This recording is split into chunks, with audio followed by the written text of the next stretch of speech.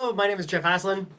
I had the pleasure of adjudicating your performance. So first and foremost, I wanted to say congratulations. It was a fantastic job. I thoroughly enjoyed all the performances, and I hope you find that my comments were helpful.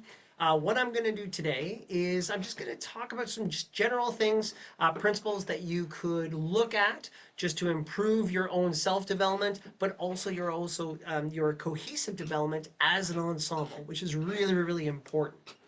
So one thing to remember, and I did write this down, so I wasn't going to forget. So percussion ensemble playing is unique because every performer contributes to a larger musical picture. And I think that's a wonderful thing to think because it's like a baseball team or a hockey team. It's not your individual performance, but it's your performance as a whole that really makes a big difference. And that's something to always consider. So I want to discuss just different topics, fairly vague topics, but which can really help, which is more about balance, rhythm, dynamics, and communicating within an ensemble. So the first thing I want to look at is dynamics. So when you're looking at the various timbres of the various different elements that you're playing in the percussion ensemble, and most of the percussion ensembles that I was adjudicating were quite large. So you have a multitude of different instruments, and they all have different dynamic ranges. And they all have different sounds and textures that we have to consider when we're trying to play as an ensemble. And a lot of that is kind of using your ears and listening to what your bandmates are doing and what they're contributing to the piece. But to think about dynamics, let's look at a couple different various different percussion instruments. So if I had a cowbell versus if I had a snare drum versus if I had a timpani or a field drum or a cymbal, crash cymbals, a suspended cymbal, etc., etc., etc. They all have different timbres. They all have different sounds and different textures. And the way I attack or the way that I play a snare drum at, let's say, mezzo piano is going to be different the way that I approach a timpani at mezzo piano. So it's the instrument that dictates how we're going to play that certain dynamic level. So when I'm executing a mezzo piano on the snare drum, the velocity, how I'm hitting it, where I'm hitting it is all going to be different. Even my stick choice is going to be different from going from a snare drum to a timpani. So you might be thinking, well, I'm playing at a mezzo piano on the timpani, but in reality, you're maybe playing a mezzo piano that would more be appropriate for a snare drum, and you might be playing a little bit softer or louder to that, depending on your feel. So what we have to consider is when you're looking at the dynamics and you're looking at a mezzo piano between various instruments, it's your approach to that instrument, how you play that instrument, that's going to dictate the volume. And I think that's really, really important. Also, the sound, right? So not only how you play is going to be different for every instrument, even at the same dynamic level, but the sound is going to be different as well. Right, so a mezzo forte on a snare drum is you're going to hit it at a certain volume, but you're going to hit the volume is going to be different at a mezzo piano for a timpani or for a cymbal and a suspended cymbal. And so the balance between all those different sounds has to be pretty much at a mezzo piano. And that's really, really important. And so the hardest thing to do when you're playing in a large ensemble is to think about those differences that exist between the percussion instruments to try to play collectively. And what I find is even, when my time playing in percussion instruments and performing duets with students and whatnot, their kind of idea of where a mezzo piano is may not be where my mezzo piano is. So making sure that you have a communal definition of where each of those dynamics sit and understand that it's your approach to the instrument, the timbre of the instrument, your stick choice, and all those different things, they all dictate how you're going to play those dynamics. And that's really, really important. And the other thing that I want to look at is just using your ears a little bit more, is trying to find that balance. And that's really, really important as well. And a lot of that balance can be found out through what I love to call is self-regulation or self-reflection.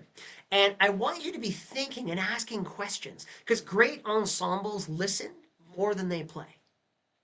So it's using your ears, which is really, really important. So questions that you should ask. You should ask, well, am I supporting the melody? If you're not playing the melody and you're playing a supportive role, are you overshadowing the melody? Are you playing too loud? Are you supporting it? How is your articulation? etc., etc., etc. Am I overpowering maybe another voice in the ensemble? Does my articulation match others, etc., etc.? So the balance is really, really important, and it's something that we always have to try to consider when we're playing in larger ensembles, particularly when we're playing in percussive ensembles, where percussive, the nature of being in a percussion group or a percussion ensemble, it sometimes is volume, right? So drums are loud. Like that's why I'm in a soundproof room right now, away from my family.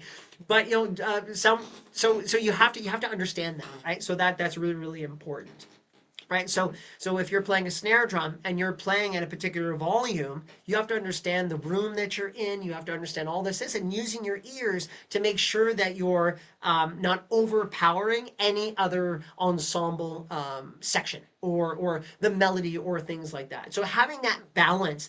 And that balance really creates what we call clarity. And that really, really makes a difference in a performance, is really understanding that and being able to define that and have a collective understanding as a group on where you sit within the ensemble. All right, so another thing that I want to look at is playing with a metronome. And I love playing with a metronome. I know some people hate it, but hate may be a strong word, but maybe not enjoy it as much. But the metronome is such an important tool. And it's important for two different reasons. One, it really helps create that temporal reference for yourself, right? Understanding time, but also practicing with a metronome is also a way to gauge improvement.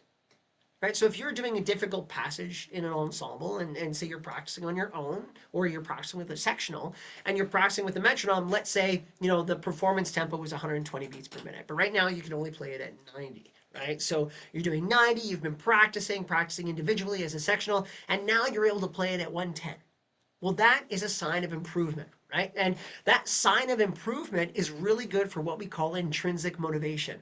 So that intrinsic motivation is the want to succeed coming from within, right? So if you look at an external form of motivation, that would be like getting a good grade, on your band test and things like that. So you get that grade, and that is a form of external motivation. But that internal, right, is seeing that personal improvement, the gratification of putting in the time to do something well. And I think that's really, really important as well.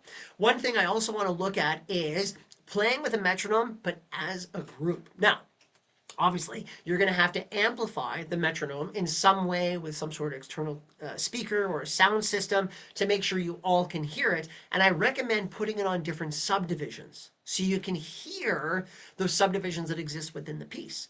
Now, what does practicing with a metronome together do? Well, it keeps you all in time, which is obviously the goal, but it gives you all a communal temporal reference to make sure you're all feeling the time together.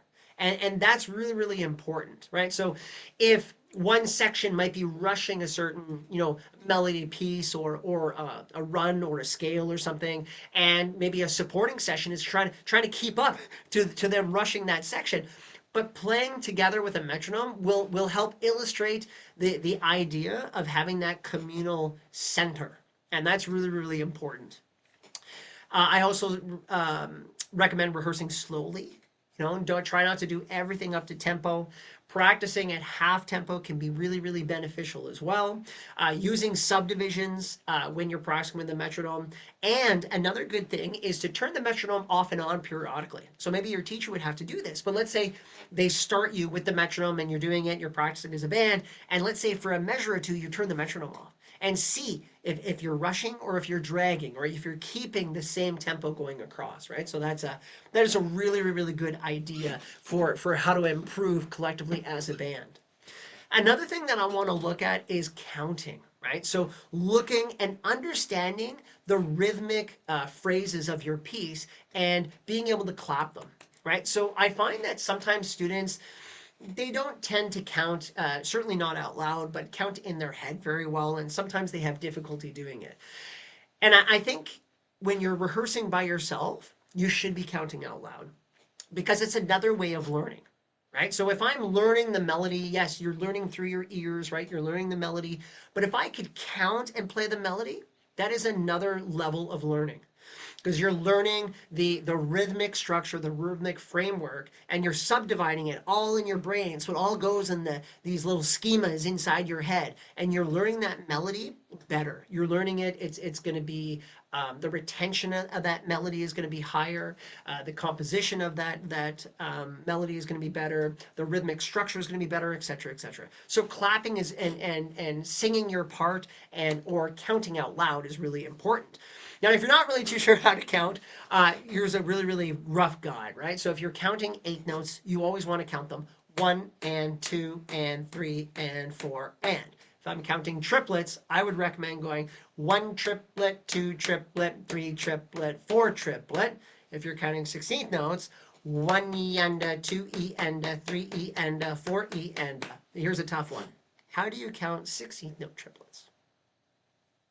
So the way that I do it is I actually subdivide each 8th note into its own little triplet. I count it 1 theta, antita, 2 theta, antita, 3 theta, antita, 4 theta, antita. And then you can look at all the different partials, like 1 and a 2 and a 3 and a 4, or 1 E and, 2 E and, 3 E and, 4 E and, or 1 E and, a 2 E and, a 3 E and, a 4 E and, or you can do the partials of triplets. 1 triplet, 2 triplet, 3 triplet, 4 triplet, 1 triplet, 2 triplet, 3 triplet, 4 triplet, 1 triplet, 2 triplet, 3 triplet, 4 triplet. And you can even do single ones too. And do it as a band.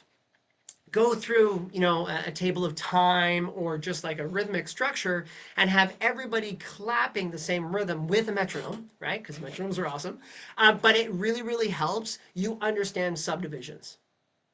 Right, so understanding subdivisions, going through table of time, clapping your melody or the part that you're playing, counting out loud, understanding the rhythmic development of the tune. I think that's really, really, really important as well.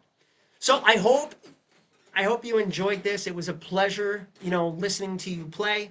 You all did a fantastic job. One thing I do want to actually comment on is the ensemble communication was outstanding. You're all looking at your conductor. Your music stands are not in your face. You're all keeping an eye on a little bit more of each other and things. And that's one thing that stood out, which is really hard to teach. So thumbs up to your instructors because they're doing a fantastic job. I think that is something that a lot of music teachers still have to work with their students on, is making sure there's that eye contact. Because your teacher's doing a great job of establishing that tempo to make sure that you're all playing together and you're all watching, which is great. Really, really, really good. Try to look at each other too. Try to listen to each other. Try to balance the sound. Try to look at dynamics. All of those things are really, really important as well. And they really collectively make a huge difference when you're playing with other people, particularly within percussion ensembles. So again, I wanted to thank you for your performance. Outstanding job. And I wish you all the best of success for the future. Thank you very much. Bye-bye.